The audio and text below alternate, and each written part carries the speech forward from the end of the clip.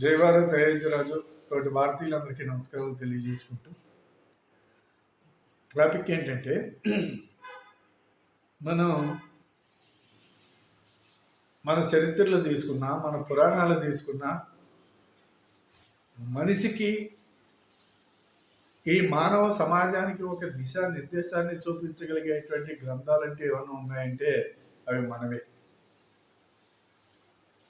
భారతదేశంలో ప్రపంచంలో ఎక్కడ భగవంతుడు పుట్టలేదు, భారతదేశంలోనే పుట్టాడు.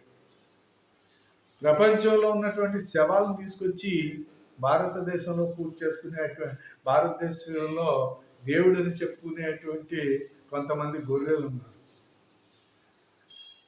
కాబట్టి ఇక్కడ ఇది ప్రపంచం అంతా కూడా దీన్ని ఆశ్రయిస్తూ ముందుకెళ్ళటానికి ప్రయత్నం చేస్తుంది. మనకున్నటువంటి సంస్కృతి సాంప్రదాయాల్ని, మనకున్నటువంటి గ్రంథాలని వాళ్ళు అనుసరించడానికి ఈ రోజుని ప్రపంచ మానవాళి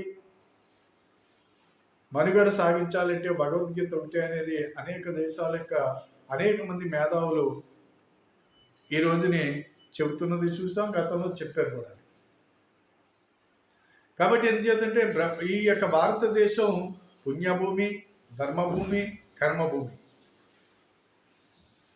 అటువంటి భారతదేశంలో ఎప్పుడు కూడా ఎప్పుడైతే అధర్మము పెచ్చిమిరుగుతుందో అప్పుడల్లా నేను పుట్టుకొస్తాను, ధర్మాన్ని రక్షించటం కోసం నేను ఉద్భవిస్తాను అని చెప్పినటువంటిది శ్రీకృష్ణ భగవానుడు.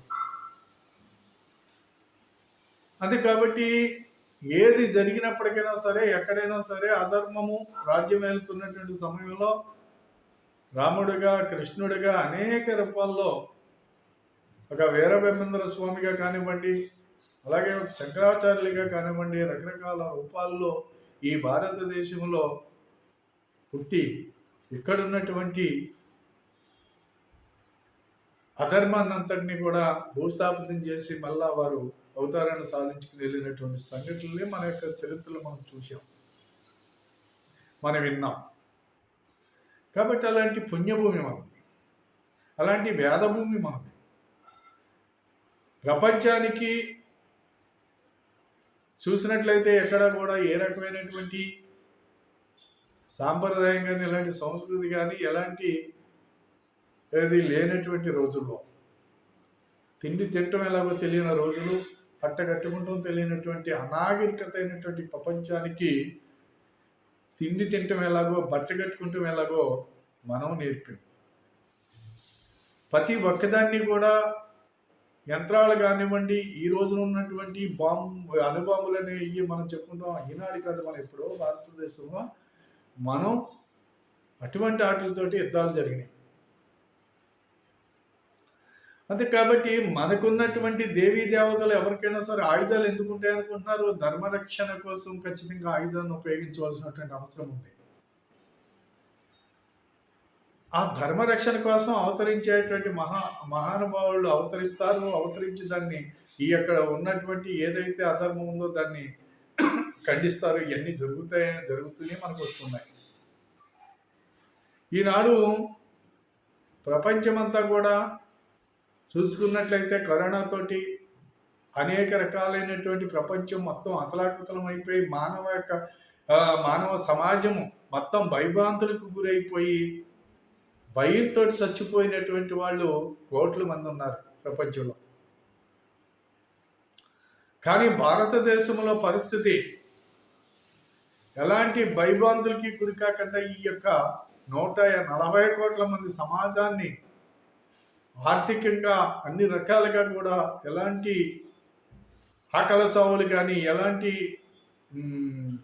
ఇబ్బందులు లేకుండా కాపాడినటువంటి ఒక మహోన్నతమైనటువంటి నేత, యుగ పురుషుడని చెప్పుకోవచ్చు. అలాంటి వాడు మన నరేంద్ర మోదీ గారని చెప్పక తప్పదు. కరోనా విషయంలో వారు చేసినటువంటి ఈనాటికి కూడా కరోనా దగ్గర నుంచి ఇవాళకి కూడా ఆహార ధాన్యాలను ఎక్కడా కూడా ఆహార భద్రత లోటు లేకుండా ఆహార భద్రతను కల్పించి ప్రతి ఒక్కరికి ఈనాటికి కూడా ఉచిత బియ్యం ఇవ్వటం అనేది 80 లక్షల మందికి, 80 కోట్ల మందికి, 85 కోట్ల మందికి ఈ దేశంలో ఉచిత బియ్యం కానివ్వండి, అలాగే పప్పులు కానివ్వండి, ఇవన్నీ అందుతూ వచ్చినాయి. అలాగే మందుల విషయంలో ఎవరు రూపాయి ఖర్చు పెట్టక్కర్లేకుండా కూడా హాస్పిటల్లో సౌకర్యాలు కల్పించడంలో కానివ్వండి, యాక్షన్ వేయటంలో కానివ్వండి, అన్ని రకాలుగాని కూడా వారు కాపాడినటువంటి సంఘటన ఈ సమాజాన్ని ఎంత బాగా కాపాడుకున్నారు అనేది నిజంకి మనిజన్మ ఎత్తనోడు ఎవడైనా అయితే ఇది వేరే మాట్లాడాలి తప్ప ఈ సమాజం అంతా కూడా నిజంకి ఆ మహానుభావుడికి ఖచ్చితంగా రుణపడి ఉంటుందనే దాంట్లో ఎలాంటి సందేహం లేదు. ఇకపోతే అలాంటిది ఇంకా మనం చూస్తున్నట్లయితే ప్రపంచమంతా కూడా ఈ రోజునే ప్రపంచంలో ఎక్కడ చూసినా ఒక యుద్ధ వాతావరణం. ఒక మనకి మిత్రదేశం అయినటువంటి రష్యా, పక్కన ఉన్నటువంటి ఉక్రెయిన్ ఈ 2 సంవత్సరాలుగా కొట్టుకు చేస్తూ ఉన్నాయి. అయినప్పటికీ ఖచ్చితంగా ఈనాడు రష్యాతోటి మనకున్నటువంటి ప్రపంచంలో ఇవాళ ఆయిల్ కానివ్వండి, పెట్రోల్ కానివ్వండి చాలా ఆకాశాన్ని అంటుతూ ఉన్నాయి రేట్లు.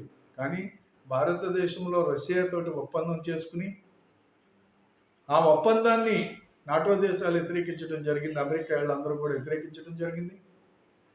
అది అక్కడ రష్యాలో ఒప్పందం చేసుకోకూడదు, రష్యాతోటి ఎలాంటి వెలేయాలి ప్రపంచమంతా అని చెప్పేసి అమెరికా ఇలాగా చాలా దేశాలు చెప్పటం, దాన్ని మనం వ్యతిరేకించి దాన్ని మనం పట్టించుకోకుండా రష్యాకి అండగా నిలబడ్డాం. రష్యా నుంచి క్రూడాయిల్ కొనుక్కుని మనకిక్కడ రేట్లు పెరగకుండా మనం చాలా ప్రజలకి ఈనాటికి కూడా స్థిరంగా పెట్రోల్ ఆయిల్ కూడా రేట్లు స్థిరంగా ముందుకెళ్ళినాయి. అంటే అలాగే వాటితోటి పాటు ఏవైతే మామూలుగా ఆహార ఏవైతే ఉన్నాయో మామూలుగా ప్రతి మిగతా విషయాల్లో కూడా ఏవైతే ఇవన్నిటిని కూడా కూరగాయలు కానించి అన్నీ కూడా నిలకడగా మార్కెట్ ఈనాడు మన దేశంలో కొనసాగుతుంది. అంటే దీనికి అంతటికీ కారణం ఆయన తీసుకున్నటువంటి నిర్ణయాలు మాత్రమే.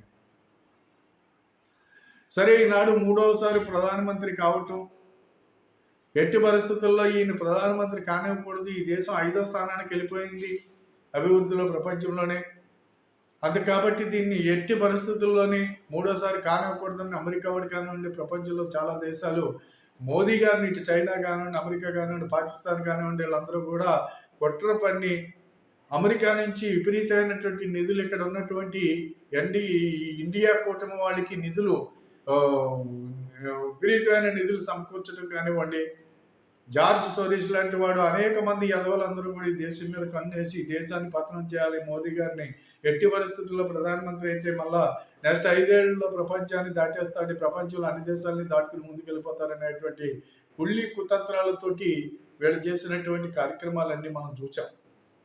అయినప్పటికైనా సరే 3వసారి ప్రధానమంత్రిగా మోదీ గారు మళ్ళా ప్రజలు ఎన్నుకోవటం జరిగింది. అయితే ఈ రోజులు చూసినట్లయితే కనుక 3వసారి ప్రధానమంత్రి అయిన తర్వాత ఈనాడు రష్యా పర్యటన చేయటం, భారత ప్రధానమంత్రిగా రష్యా పర్యటనలో అనేక రకాల ఒప్పందాలు చేసుకుని పుతిన్ గారితో అనేక విషయాల్లో మాట్లాడుకుని రష్యా దేశంతో అనేకమైనటువంటి వారికి మనకి వాణిజ్య ఒప్పందాలు చేసుకోవటమే కాకుండా ఈ యొక్క జరుగుతున్నటువంటి యుద్ధం ఏదైతే ఉన్నదో ఇది ఏమాత్రం కూడా ఈ యుద్ధం పరిష్కారంగా ఈ యుద్ధం మాత్రం ఎలాంటి ఉపయోగం ఉండదో, ఈ రోజు ఇప్పుడు యుద్ధం చేసేటువంటి కాలం కాదు ఇది. అంతే కాబట్టి దీనివల్ల చాలా నష్టపోతున్నారు, ఈ యుద్ధాన్ని ఆపితే బాగుంటుందని చెప్పేసి నిర్మోహమాటంగా పుతిన్ గారికి మోదీ గారు చెప్పటం, ఆ దేశ అత్యున్నతమైనటువంటి పురస్కారాన్ని మోదీ గారు అందుకుని అక్కడి నుంచి రావటం జరిగింది. ఇకపోతే నెల రోజులు తర్వాత మళ్ళా ఈనాడు ఉక్రెయిన్ యొక్క పర్యటన చేయటం అనేది ఇది ప్రపంచంలో ఏ దేశ నాయకుడికి సాధ్యం కానటువంటిది. మీరు గమనించారో లేదో, ఉక్రెయిన్ యొక్క రష్యా యొక్క యుద్ధం ప్రారంభంలో ఆ యుద్ధాన్ని ఆపు చేసి అక్కడ ఉన్నటువంటి భారతీయులందరినీ కూడా స్వదేశానికి క్షేమంగా తీసుకురాగలిగినటువంటి వ్యక్తి ఎవరైనా ఉన్నారంటే మనం మాత్రమే. అదే రకంగా అక్కడ పాకిస్తాన్ వాళ్ళని కూడా తీసుకొచ్చాం, బంగ్లాదేశ్ వాళ్ళని కూడా తీసుకొచ్చాం, ఇంకా ఇటు చైనా వాళ్ళని కూడా తీసుకొచ్చాం.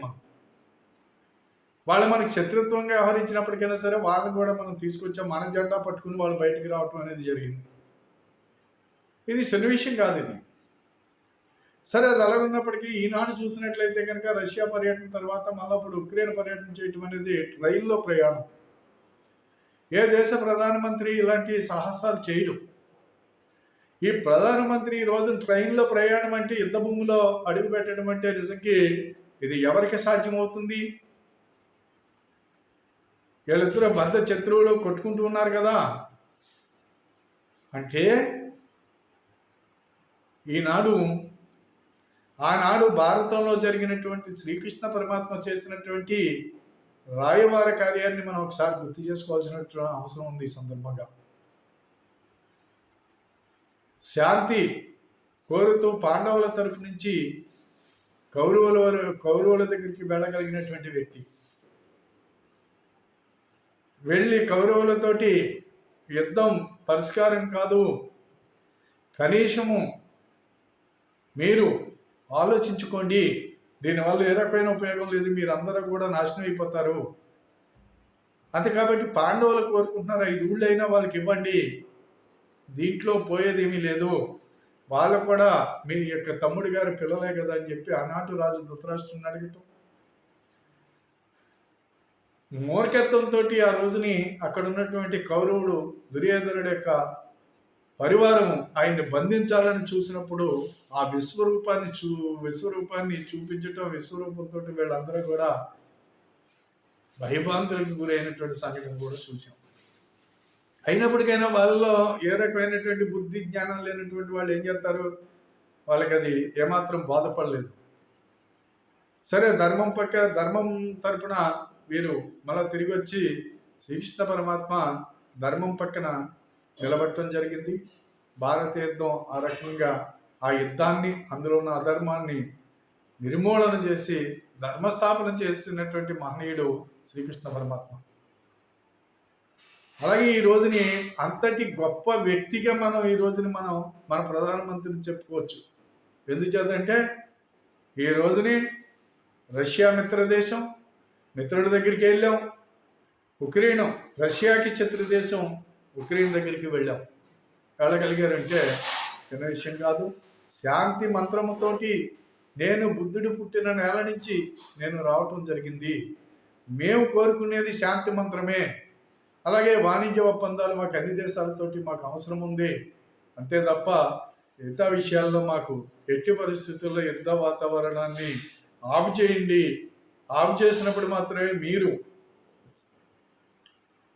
దేశ పౌరులకు మేలు చేసిన వాళ్ళు అవుతారు. కాబట్టి ఈ యుద్ధం పరిష్కారం కాదని చెప్పి ఇక్కడ ఉన్నటువంటి జెలెన్స్కీ కూడా చెప్పడం జరిగింది. ఇంకా అనేక రకాల చర్చలు జరుగుతున్నాయి. 2-3 రోజుల్లో మనకి ఎంతో ఒక మంచి యుద్ధం ఆగిపోతుంది అనేటువంటి ఎదురు చూస్తుంది ప్రపంచమంతా కూడా. ఖచ్చితంగా మోదీ గారి వల్ల యుద్ధం ఆగిపోతుంది అనేది మాత్రం ఖచ్చితంగా ఆ ఫీలింగ్స్లోనే ప్రపంచం అంతా ఉంది. మరి ఈ దమ్ము ధైర్యము ఎవరికి ఉంటుందండి? భారతీయుడికి మాత్రం ఉంటుంది. ఒరిజినల్ భారతీయుడికి మాత్రమే ఉంటుంది. ఒరిజినల్ భారతీయుడు ఈ దేశంలో హిందువుకి భారతీయుడికి మాత్రమే ఉంటుంది. అంతే తప్పించి ఎవరికి ఇక్కడ సాధ్యం కాదు. గత ప్రభుత్వాలు మనం చూసాం ఎంత నాశనం చేశాడో. నెహ్రూ దగ్గర నుంచి ఈ రోజుని వాళ్ళ బుధుమానవుడైనటువంటి ఒక పనికిమాలుడి నాశనం చేయడానికి ఈ దేశంలో ఉగ్రవాదులతో కుట్ర పట్టుకుని ఇక్కడ ప్రయాణం చేస్తున్నాడు. తనకు బుద్ధి చెప్పే రోజులు కూడా దగ్గరలోనే ఉన్నాయి. ఇది మనకున్నటువంటి గొప్ప. ఈ రోజున ఆర్థికంగా చాలా గౌరవంగా, చాలా ఈ దేశాన్ని అభివృద్ధి పరచడంలోనే కాకుండా భారతీయ యొక్క శక్తి అంటే ఏమిటనేది ప్రపంచానికి చూపించినటువంటి ఘనత నరేంద్ర మోదీ గారిది. కాబట్టి ఇటువంటి మహనీయుడికి ఈ దేశంలో అనేక మంది దుష్ట శక్తులు పొంచి ఉన్నాయి. ప్రభుత్వాన్ని ఏదో రకంగా అస్థిరపరచాలని చూస్తున్నటువంటి వాళ్ళందరి మీద ప్రజలందరూ కూడా వాళ్ళ మీద దృష్టి పెట్టవలసినటువంటి అవసరం ఉంది. వీళ్ళని ప్రజల మధ్యకి వస్తే చాలు చెత్త కొట్టుడు కొట్టవలసినటువంటి అవసరం ఉంది. దేశాన్ని విచ్ఛిన్నపరచాలని ఎవరైనా కనుక కార్యక్రమాలు చేయాలని చూసినటువంటి వాళ్ళు రోడ్డు ఎక్కితే ఖచ్చితంగా రోడ్డు ఎక్కిన వాడిని ఎక్కినట్టు తన్నవలసినటువంటి అవసరం కూడా మిగతా సమాజానికి ఉంటుంది. ఇది గమనించుకోండి అని చెప్పేసి మనం నరేంద్ర మోదీ లాంటి ఒక గొప్ప వ్యక్తికి మనం ఈ రోజుని నాయకుడిగా మనకు ఉన్నారు అంటే ప్రపంచంలో ఎక్కడా లేనటువంటి ఒక గొప్ప నాయకుడు మనకు ఉన్నాడు కదా. నాయకుడిని మనం కాపాడుకోవాల్సిన అవసరం ఉందా, నాయకుడికి అండగా నిలవాల్సినటువంటి అవసరం ఉందని చెప్పి ఈ సందర్భంగా నేను తోటి భారతీయులందరికీ కూడా చెప్పుకుంటూ సెలవు తీసుకుంటున్నాను. ఈ వీడియోని మీరు సబ్స్క్రైబ్ చేసి 10 మందికి షేర్ చేయమని చెప్పేసి కోరుతూ సెలవు తీసుకుంటున్నాను. జై భారత్, జై హింద్.